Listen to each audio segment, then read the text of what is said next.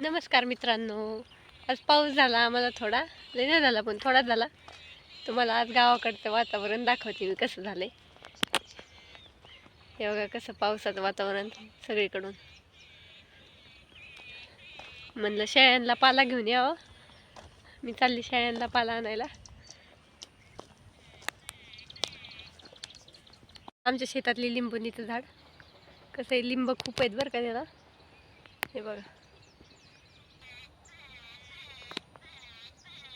पान कमी एवढे लिंब आहेत. कसे आहेत लिंब.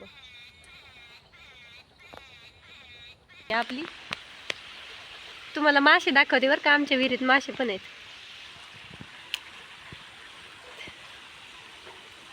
हे बघा मग असा आहे का, ते बघा मासे.